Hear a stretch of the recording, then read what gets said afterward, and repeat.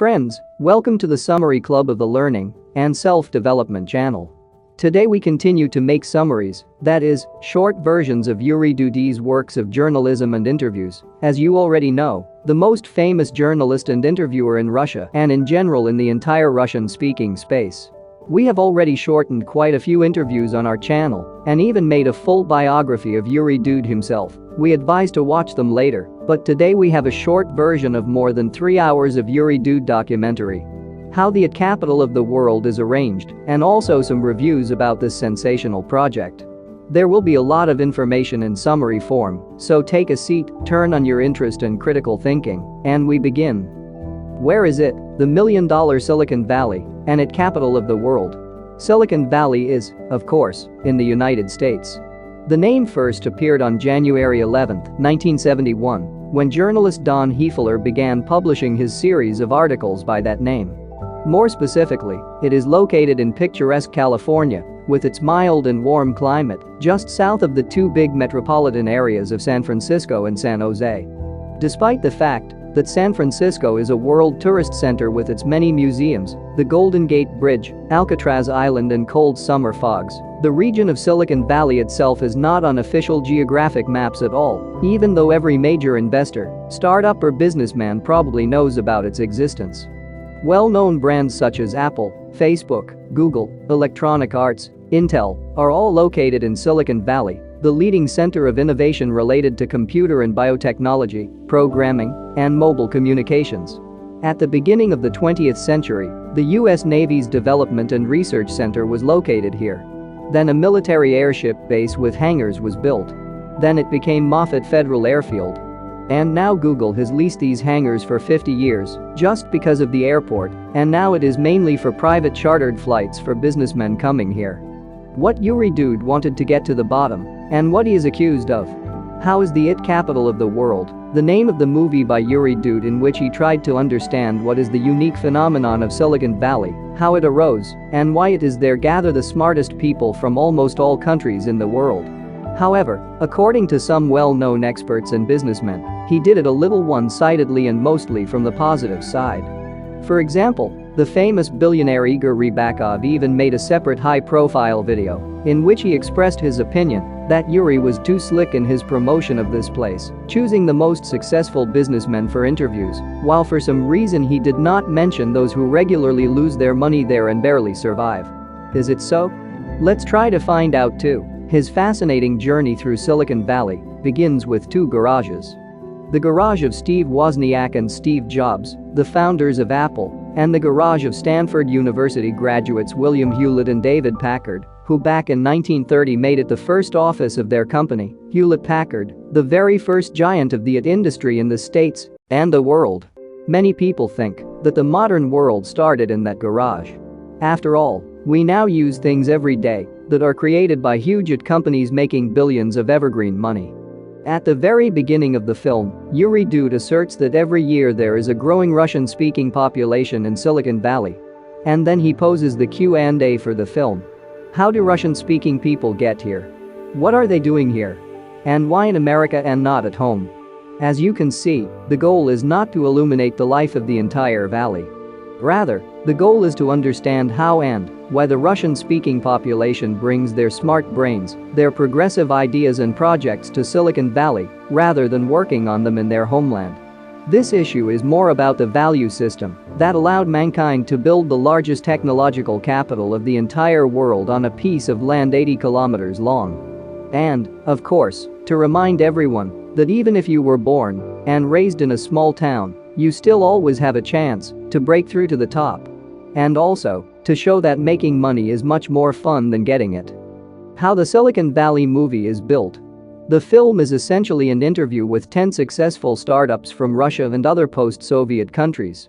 Dud starts off by talking to Nikolai Davidov, the 32-year-old founder of the investment fund Geiger, about his home, life, and in general, housing prices in Silicon Valley. His investment fund, it is a multi-million-dollar company, tens or even hundreds of thousands of dollars, investing in promising projects, bringing as a result a considerable profit. Despite this, as Nikolai himself says, his house, where he lives with his family, is poor. although it costs about $10,000 a month to rent even such a low-income house. And in Mountain View, where Yuri's team rented, the minimum rent is about $6,000, and not everyone can buy a house for the fabulous sum to $3 million. These are unaffordable prices for a novice specialist with a salary of $10,000 to $20,000 a month. By the way, Dud shows from the first minutes a man who was able to build a company that made hundreds of millions of dollars, and even though he lived in a relatively poor house, so it becomes clear that many of the accusations are greatly exaggerated, and the film as a whole is quite good and quite versatile. Next, Andrei Doronichev, the creator of YouTube mobile applications and also a real dollar millionaire, shows us his almost luxurious 3-story house. But that's another bummer. Andrew's family occupies only the third floor. Andrei rents out the first 2 floors because he is still paying the mortgage on the house. His story about Google's free meals at its campus is also interesting. The free food encourages overtime because the employee can stay in the office for 24 hours a day. Not a bad way to save money for beginners, but there are also opponents of this approach who consider such an interference in their personal lives to be inappropriate. Moving on. To Yuri Dud's question, do you rent an apartment?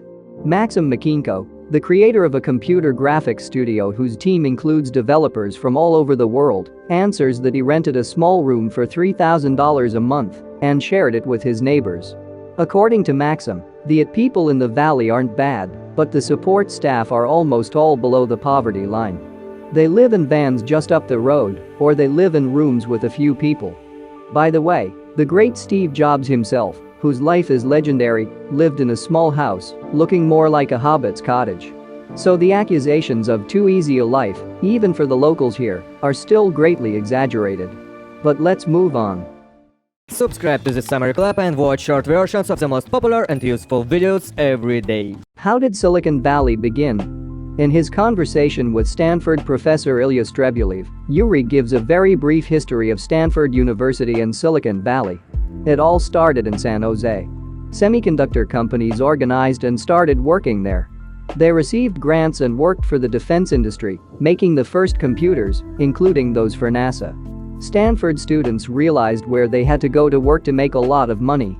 Andrei Doronichev believes that it all started at Stanford, where, in the 1950s, its then rector, according to his liberal views, began providing students with office space and sponsoring their scientific research, and thus became the founder of venture capitalism. He took a chance and believed in the crazy ideas of his students at the time, such as semiconductors, processors and the like.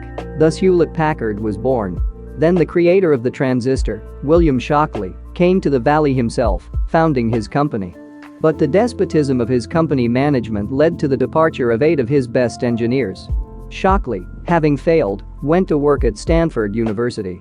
And the traitorous 8, as the 8 engineers who left were called, became the creator of the second element of the valley: tolerance for the fact that anyone can leave your company and start their own idea, creating their own company. After all, they are the ones who created all the valley's most key companies: Intel, AMD, and others. That Stanford is the cradle of Silicon Valley also agrees with Maxim Makinko, creator of the computer graphics studio, who has participated in creating animations for such computer games as Call of Duty, Fallout, and World of Tanks. He says that former university students are also among the founders and top managers of major giants such as Google, Facebook, Microsoft, Electronic Arts, and LinkedIn. A very important role in the formation of Stanford University as a business school was played by the formation of the so-called Stanford Industrial Park. The university owned a large plot of land. It was not allowed to sell it, according to Stanford's own will, and it was decided to lease it out on a long-term basis. This is how the offices of high-tech companies appeared on this land. And the university solved 2 problems: finances and employing graduates. Let's talk about distinctive principles of American education. Ilya Strebulev, a professor at Stanford University who has thoroughly studied its history, talks about the differences between Russian and, in principle, all post-Soviet and American educational principles. He believes that at the age of 18 a person very rarely understands what exactly he or she wants to do throughout his or her life. That's why in America you don't go straight to a specific department and a specific specialty. Here you just go to university, and for the first 2 years you do what you like best. But they are obligated to do some work and learn in different courses. By doing this, you will develop some interests, and you will begin to understand what you want. By the 3rd year, you are already required to choose a specialization. There can be 2 specializations, a major and a minor. This means you can do computer science and biology, physics, and music. But the bachelor's thesis will be on a major subject. But the most important thing is that from the very beginning of their studies at Stanford University, students are taught to make startups. 5 years ago they even built a startup garage on campus. Here, during one semester, students learn and practice how to be entrepreneurs. They get together in groups, make their own startups, present them, and try to implement their ideas even without funding. And, of course, such an idea proved productive. Many academic startups have become real. There are already firms that have emerged from the university's startup garage and have raised a lot of money. As Dmitry Dumik, who came to the Valley and created his company from scratch, said that people who come here who are constantly thinking about their idea are the most ambitious people who want to change the world and maybe even save all of humanity. Such people are constantly promoting and presenting their idea, even if they initially sell coffee in a coffee shop. Sooner or later they still find their investor and make their startup. Here storytelling is the ability to present one's idea, and oneself as well, is studied even in American schools in the 5th to 6th grade. This is something that children in other countries, and especially post-Soviet countries, are deprived of.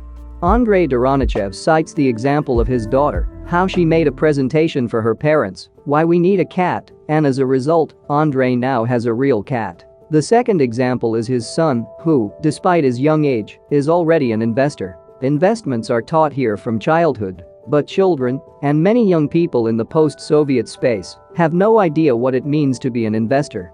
That money is a tool that, like any other, should work to bring profit, not just lie under the mattress. Now let's talk about venture capitalism of the Valley. As the guys in this movie argue, venture capitalism is a philosophy created in the Valley. The venture capitalist knows in advance that he may not get anything, that the idea may not get developed, but he puts money into this crazy idea from the beginning anyway. Because this is the way it is accepted in the Valley and, moreover, it often works. Investors simply invest in several ideas at once, and those ideas that get developed will pay off all other investments and, in the end, make a profit. They like crazy ideas here. While for other countries such concepts are unacceptable. And perhaps this is why all ideas to recreate a similar Valley in other places have failed.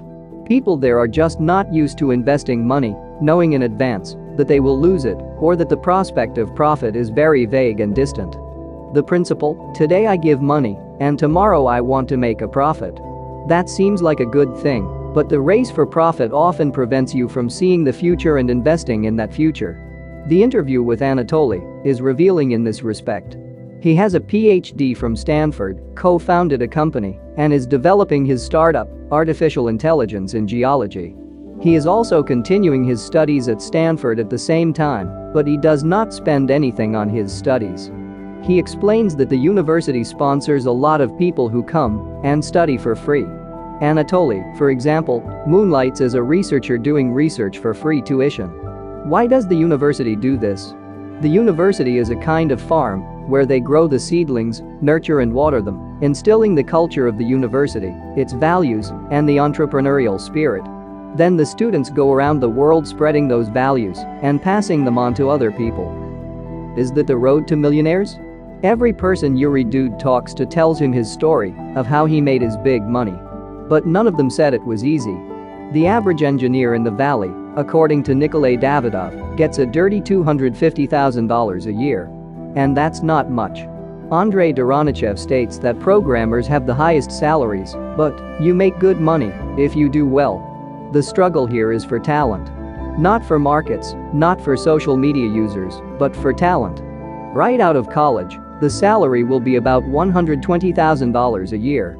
If you come to the Valley as a more experienced professional, maybe $250,000 to $300,000 a year. Then it all depends on your performance. No one is interested in regalia, not even education. It may not exist at all. If you do something smart, interesting, and in demand, you make money. If you don't, employers are no longer interested in you, and you are no longer in demand. That's the simple logic of the valley. So judge your talents correctly when deciding whether or not to go to the valley to earn money. You can make a lot, but can you keep it? There are many people who once become rich, lose their wealth, and give up the circumstances. But there are also those who take the loss of capital as a lesson, analyzing the mistakes they made, rise up and go on. Such was Ruslan Fazluev, who earned his first million at the age of 21, and Andrei Doronichev, who unsuccessfully invested in his relative's business. The peculiarity of the valley is that people with failures in their baggage are people with experience, and they are more willing to be hired than people without such experience. That's the rules of the game in the valley. And again, about the supposedly unreflected minuses. In his interview, Ruslan Fazluev also talks about the minus charms of emigration, which he experienced twice. So, it is not always possible to become a millionaire at once by coming to the valley. More often than not, you can never become one. There is a problem of post-Soviet countries.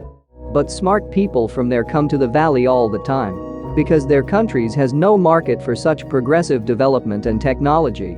Evgeny Nevgeny, one of the team members who created the MSQRD, Masquerade, technology, who sold it to Facebook for millions of dollars, says the same thing. Now the team is working on the Luna mobile app for hard-to-sleep people, and the development is entirely in English, that is, with a view to the same foreign market. Also interesting is the story of Yuri Milner, the Russian investor who founded his Nobel Prize for people for their actual services here and now. In 2019, the Nobel Prize was in the amount of $1,100,000, while Milner set his prize at $3 million. And its awarding often takes place in the very hangars for assembling military airships rented by Google. Well, in post-Soviet countries there is no market, no laws for such developments and investments. Hence the conclusion that if you do not have such crazy ideas, developments or large capitals, it is better to put your suitcase back on the mezzanine. Back to the minuses of the valley. The town of Palo Alto is the center of the valley. But there are two Palo Altos. One is where the people live, and East Palo Alto is where the service people live. So East Palo Alto was, until recently, the #1 place for suicides per capita in the United States. There was even a speaker system in the area that automatically sent a police car to the area at the sound of a gunshot. Isn't it a disadvantage or the other side of the street? After all, even businessman Ruslan Fazluev turns out to solve his health problems in Russia. Because he spends $20,000 on medical insurance alone. And so do many people. But it's not just about medicine. Any service costs a lot here, even if it's garbage men, gardeners, or plumbers. For example, gardeners charge about $200 just for one visit. Another problem of the valley is the almost total absence of the female population. After all, 70% of the residents here are men. This has been the case since the gold rush, when many men and very few women came here. In 1849, there was even a gay neighborhood in San Francisco. Since then, San Francisco has been quiet about such people.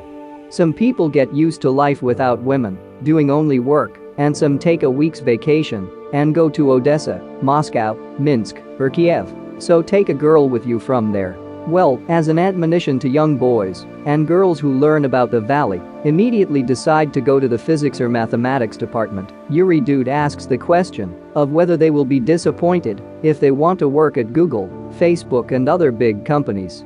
The answer is unambiguous. If you chase after an invented goal that only here you can make money, then disappointment is inevitable. But if you have a passion for perfection and a lively curiosity, it will work out even if it doesn't work at Google or Facebook. Don't forget about coronavirus. Did it make some impact on Silicon Valley? Yes, the quarantine has changed the life of the valley. And yes, it has become difficult as there is constant communication with many people here. But now they're at Zoom more often. And there's even dancing at home at the same time. It turned out that this is a great exercise, both physical and mental. That is, even in such a situation, new brilliant ideas are born in the valley. In the valley, and before the quarantine, a lot of people were working remotely. It already had the infrastructure for such a situation. So, People just took their children out of kindergartens and schools and went into self-isolation. At first it was psychologically difficult. Suddenly it became clear that it doesn't matter where you are. It's the spirit and the culture that counts. It is the constant influx of new blood, the tolerance for the unfamiliar, and even for failure, and Stanford is the citadel of education. And communication has successfully spilled over into Zoom. And yes, many will fail in the situation with the coronavirus. There are companies that will be helped by the government, while someone's services will, on the contrary, become in great demand. For example, Ruslan Fazliev's company, which helps small businesses move into the online space to work successfully. Or Zoom, which provides advanced video conferencing, online education, remote work and other online communication. Certainly life in the valley has changed, but just in the direction of more innovative technology, moving away from virtual reality and putting biomedicine and artificial intelligence in its place. Why it is impossible to recreate the valley elsewhere. At the end of the film, Yuri Dud, with the help of interlocutors, answers the question of why it is impossible to replicate the valley elsewhere, particularly in Russia. The valley has developed the main things for the development of such projects. There are brains, money, and most importantly, a monoculture of people who want to change the world, to make it a much better place by helping other people. And even if you build beautiful offices and gather smart heads into the place, it takes decades for that very culture to emerge. This is why all attempts to create a new valley have failed. As far as Russia is concerned, the main problem is corruption. Then politics, and then the struggle for power and control of resources, which is essentially a mix of the first two. This also happened in Skolkovo, where not a single startup has yet reached the international level. This requires an organic combination of dreamers and people with money, and for both to be comfortable together. And the film ends with a statement made by a typical representative of Silicon Valley, the father of YouTube Mobile, Andrei Doronichev. "I can only do what I am good at. That's why I choose conditions where I can do it most effectively with maximum benefit to everyone." These are the words of a dreamer who got the money to change the world, and the film of a dreamer who wants to change Russia. And from us, very soon, expect more useful videos. Plus write down what topic you want us to cover in detail or briefly next time. And check our other extracts about Putin's castle or interviews with Navalny after the poisoning. Also, for shorter, minute-by-minute conclusions from our reviews, check out the Telegram, Instagram, and TikTok channels, and more details in the print version on the website. And friend, don't forget to subscribe to the Summary Club for becoming more successful, educated, kinder, and wiser every day. Save hundreds of hours and dollars spending on boring regular education. Feel free to write your opinions and questions about each video. We read all the comments. In addition, go to our official website, where you can find reading materials or